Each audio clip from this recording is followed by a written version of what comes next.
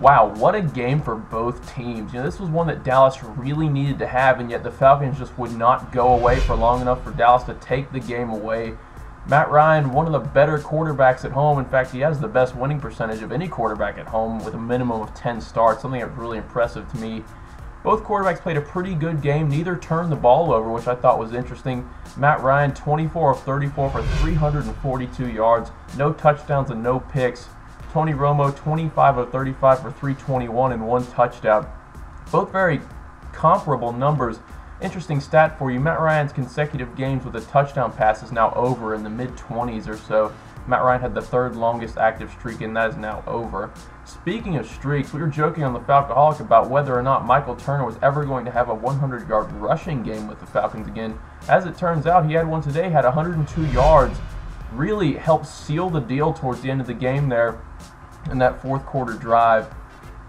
Another thing that I noticed that was really interesting was that both Julio Jones and Roddy White had 100-yard receiving games. I believe that's only the 3rd time that those two have had that happen, which if you think about it, only a year and a half of Julio being around, that's a lot of games for both of them to have 100 yards each.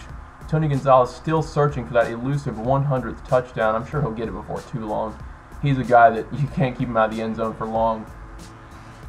Another thing, really, the game ball for me for this game has to go to Jacquizz Rodgers.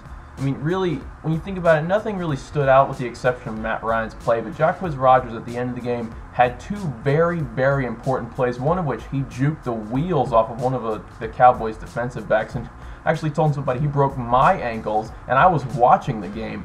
He put an absolute move on one to keep one of the drives alive, and really just an impressive play, 2 impressive plays by him to help close out the game there at the very end.